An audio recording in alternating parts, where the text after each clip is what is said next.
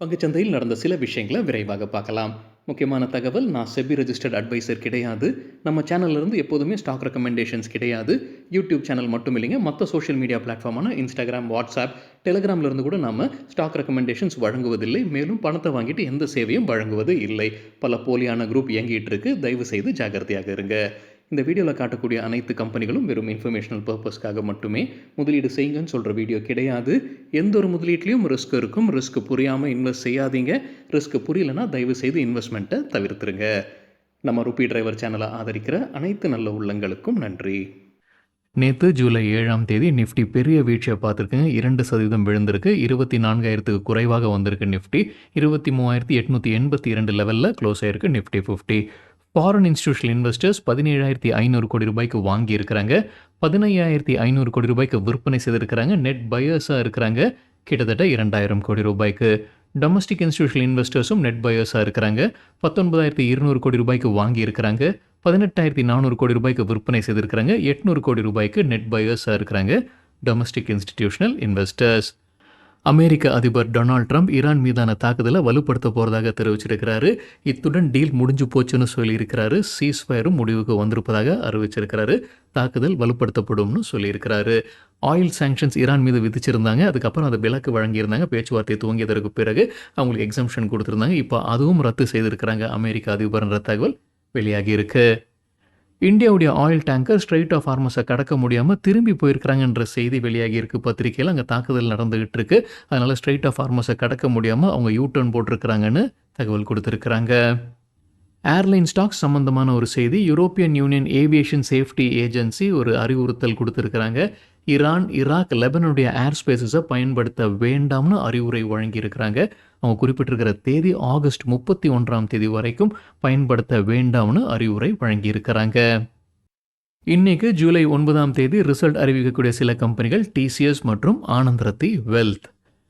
இந்தியாவுடைய வளர்ச்சியை குறைச்சிருக்கிறாங்க international monetary fund. 2027 India வளர்ச்சி 6.4% இருக்கும்னு கணிச்சிருக்கிறாங்க. முன்ன ஏப்ரல் மாதத்தில் அவங்க நடத்தின கணிப்பில் 6.5% வளர்ச்சி இருக்கும்னு சொல்லியிருக்கிறாங்க. இப்போ அதை குறைச்சிருக்கிறாங்க. 6.4% கொடுத்துருக்கக்கூடிய காரணங்கள் என்னென்னா, இந்த ஈரான் போர் ஒன்று, மற்றொன்று ஆயில் விலை, எனர்ஜி பிரைசஸ் அதிகரிக்கும் அப்படின்ற ஒரு எதிர்பார்ப்பு. நிதியாண்டு 2028 ஒரு ரீபவுண்ட் இருக்கும்னு எதிர்பார்க்குறாங்க. 6.7% இந்தியாவுடைய வளர்ச்சி இருக்கும்னு கருதுறாங்க. முன்ன அவங்க 2028 நிதியாண்டுக்கு சொல்லியிருந்தது 6.5%. ஸோ அந்த நம்பர் அவங்க உயர்த்தி இருக்கிறாங்க. ஆனால் நிதியாண்டு 2027 வளர்ச்சியை குறைச்சிருக்கிறாங்க. முன்ன சொன்னது 6.5, இப்போ சொல்லியிருப்பது 6.4% வளர்ச்சி இருக்கும்னு. லார்சன் அண்ட் டியூப்ரோ தரப்புல ஒரு அப்டேட் இருக்குது. அவங்களுடைய கிரெடிட் ரேட்டிங்க்கு அப்கிரேட் கிடச்சிருக்கு. மூடிஸ் அப்கிரேட் பண்ணியிருக்கிறாங்க. அவங்களுடைய லாங் டேர்ம் இஷ்யூர் ரேட்டிங் இப்போ Baa1 உயர்த்தி இருக்கிறாங்க. இந்தியாவுடைய சாவரின் ரேட்டிங்கை Baa3 மட்டும்தான். அதை காட்டிலும் 2 லெவல் அதிகமாக இருக்குது. இப்போ L&T உடைய கிரெடிட் ரேட்டிங் மூடிஸ் கொடுத்துருப்பது. அல்கைல் அமைன்ஸ், பாலாஜி அமைன்ஸ் போன்ற ஸ்டாக்ஸ் நேற்று நல்லா பர்ஃபார்ம் பண்ணியிருந்திருக்கிறாங்க. மார்க்கெட் பெரிய வீழ்ச்சியை நேற்று பார்த்துருந்தது. இருந்தாலும் இந்த ஸ்டாக்ஸ் நல்லா பர்ஃபார்ம் பண்ணியிருக்கிறாங்க. என்டிடிவி ப்ராஃபிட்டில் என்ன தகவல் கொடுத்துருக்காங்கன்னா, மத்திய அரசு ஆன்டி டம்பிங் டியூட்டியை போட்டிருக்கிறாங்க ஒரு ப்ராடக்ட் மீது. எத்திலின் டைமைன் எளிதாக சைனா, சவுதி அரேபியா, தாய்வான் மற்றும் யூரோப்பியன் யூனியன்லேருந்து இந்தியாக்குள்ளார வருது. அதனால் உற்பத்தி உள்ளூரில் பாதிப்படையுதுன்ற கண்டறியப்பட்டிருக்கு. அதனால் இப்போ மத்திய அரசு ஆன்டி டம்பிங் டியூட்டி போட்டிருக்கிறாங்க. அதனால் அல்கைல் அமைன்ஸ், பாலாஜி அமைன்ஸ் போன்ற ஸ்டாக்ஸ் நல்லா பர்ஃபார்ம் பண்ணியிருக்குன்னு என்டிடிவி ப்ராஃபிட்டில் தகவல் கொடுத்துருக்குறாங்க. மஹிந்திரா அண்ட் மஹிந்திரா அவங்களுடைய வாகனங்களுடைய விலையை உயர்த்த இருக்கிறாங்க. கமர்ஷியல் வெஹிக்கிள் மற்றும் எஸ்யூவிடைய விலை 2.7% சராசரி நினைக்கிறாங்க. அது வரைக்கும் உயர்த்துவதற்கான வாய்ப்புகள் இருக்குது. ஜூன் 10ஆம் தேதியிலிருந்து இது அமலுக்கு வருவதாக அறிவிச்சிருக்கிறாங்க. இந்தியாவுடைய electric vehicle retail sales highest ever எட்டியிருக்குங்க. ஜூன் மாதத்தில் 3.06 லட்சம் யூனிட்ஸ் விற்பனையாயிருக்கு. ஜூன் மாதத்தில் இது அனைத்து செக்டர்லையும் பார்க்கும்போது எலக்ட்ரிக் வெஹிக்கிள் ரீட்டைல் சேல்ஸ் 3.06 லட்சம் யூனிட்ஸ். இது புது record. Federation of automobile dealers association FADA தான் இந்த டேட்டா வெளியிட்டிருக்கிறாங்க. இயர் ஆன் இயர் கம்பேர் பண்ணும்போது 63% அதிகரிச்சிருக்கு. HFCL குறித்து மணி கண்ட்ரோல்லேருந்து கிடைத்த ஒரு தகவல். அவங்க 950 கோடி ரூபாய் முதலீடு செய்ய இருக்கிறாங்க. அவங்களுடைய ஆப்டிக்கல் ஃபைபர் கேபிள் உற்பத்தியில் அடுத்த 2 ஆண்டுகளில் இந்த முதலீடு இருக்கும்னு கம்பெனியுடைய MD தெரிவிச்சிருக்கிறாங்க. இண்டஸ் டவர்ஸ் மற்றும் வோடோஃபோன் ஐடியா நேற்று நல்லா பர்ஃபார்ம் பண்ணியிருந்திருக்கிறாங்க. பொதுவாக மார்க்கெட் ரெட்டில் தான் இருந்தது. ஆனால் இண்டஸ் டவர்ஸ், வோடோஃபோன் ஐடியா நல்லா பர்ஃபார்ம் பண்ணியிருக்கு. பத்திரிகையில் என்ன காரணம் சொல்லியிருக்கிறாங்கன்னா, நொமுரா டெலிகாம் குறித்து ஒரு ரிப்போர்ட் வெளியிட்டிருக்கிறாங்க. அவங்க பாசிட்டிவாக பார்க்குறாங்க. இண்டஸ் டவர்ஸ், வோடஃபோன் ஐடியா பாசிட்டிவாக இருந்திருந்தாலும் ஏர்டெல் நேற்று ரெட்டில் தான் இருந்தது.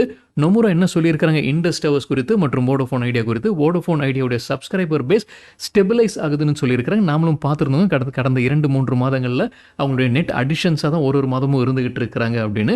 ஏஆர்பியும் நல்லபடியாக போய்கிட்டு இருக்குன்னு சொல்லியிருக்கிறாங்க. ஏஆர்பின்றது ஆவரேஜ் ரெவென்யூ பர் யூசர். இந்த செக்டருக்கு ஒரு முக்கியமான மெட்ரிக், அதுவும் பாசிட்டிவாக பார்க்குறாங்க.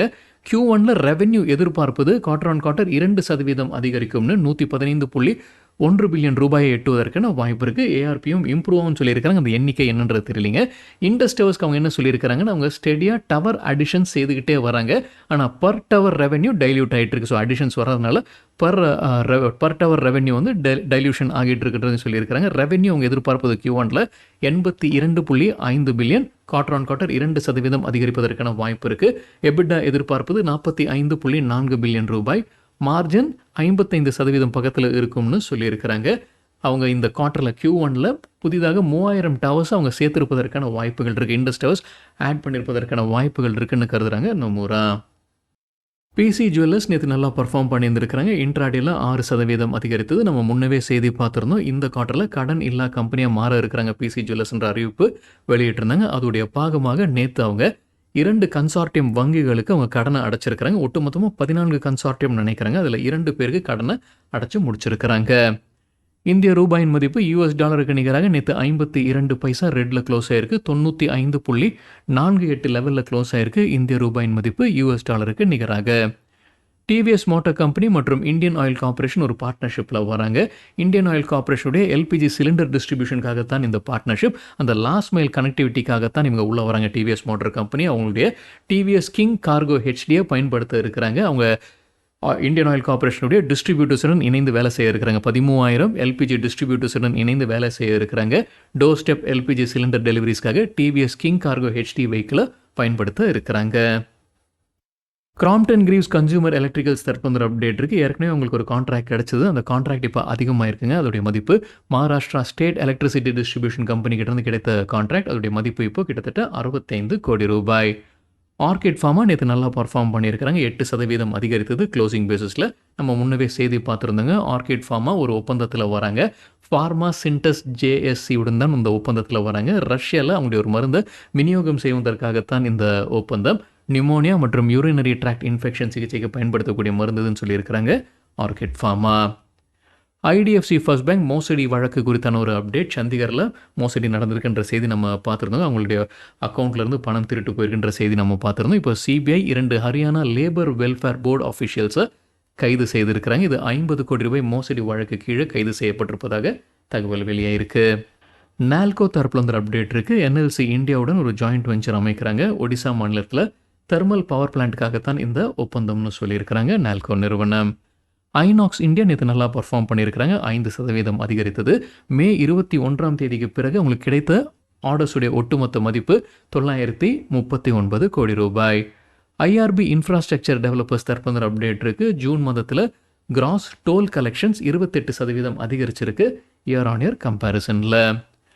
ஆதித்யா இன்ஃபோடெக் தரப்புல ஒரு அப்டேட் இருக்குது. சர்வைலன்ஸ் பிஸ்னஸில் இருக்கக்கூடிய நிறுவனம் ஆதித்யா இன்ஃபோடெக். அவங்க மீது வழக்கு தொடர்ந்துருக்கிறாங்க. யார் தொடர்ந்துருக்கிறாங்க? ஹேபத்தான் இங்க் மற்றும் spark cognition India private limited தான் வழக்கு தொடர்ந்துருக்கிறாங்க.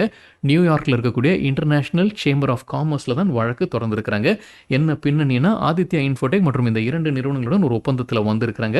அந்த ஒப்பந்தத்தின் அடிப்படையில் இந்த 2 நிறுவனங்களுடைய ப்ராடக்ட்ஸ் இவங்க வாங்கி விற்பனை செய்ய இருந்திருக்கிறாங்க. ஸோ அந்த கான்ட்ராக்டை ஆதித்யா இன்ஃபோடெக் மீறி இருக்கிறாங்கன்ற குற்றச்சாட்டின் அடிப்படையில் தான் இந்த வழக்கை அவங்க பதிவு செய்திருக்கிறாங்க. கிட்டத்தட்ட $5 மில்லியன் இழப்பீடு கேட்குறாங்க. ஆதித்யா இன்ஃபோடெக் கிட்ட கிட்டத்தட்ட இந்திய ரூபாயில் 48 கோடி ரூபாய் இழப்பீடு கேட்டு இந்த வழக்கை தொடர்ந்துருக்கிறாங்க. கிராஃபைட் இந்தியா தரப்புல ஒரு அப்டேட் இருக்குது. ஜெர்மனியில் இருக்கக்கூடிய அவங்களுடைய 2 டிவிஷன்ஸை மூட இருக்கிறாங்க. என்ன காரணம்னா ரஷ்யா யுக்ரைன் போர் தொடர்ந்துக்கிட்டே இருக்குது. அப்புறம் டிமாண்டும் குறைவாக இருந்துகிட்டு இருக்குது. அதனால் இந்த 2 டிவிஷன்ஸ் ஜெர்மனியில் இருக்கக்கூடிய 2 டிவிஷன்ஸை அவங்க மூட இருப்பதாக சொல்லியிருக்கிறாங்க. எஸ்எம்எல் இசுசு ஜூன் மாதத்திற்கான ப்ரொடக்ஷன் சேல்ஸ் டேட்டாவை வெளியிட்டிருக்கிறாங்க. ப்ரொடக்ஷன் 1587 வாகனங்கள் போன வருடம் ஜூன் மாதத்துடன் ஒப்பிடும்போது 3% அதிகரிச்சிருக்கு. Sales 1896 units year on year compare பண்ணும்போது 5% அதிகரிச்சிருக்கு. ஆனால் எக்ஸ்போர்ட்ஸ் கீழே போயிருக்குங்க.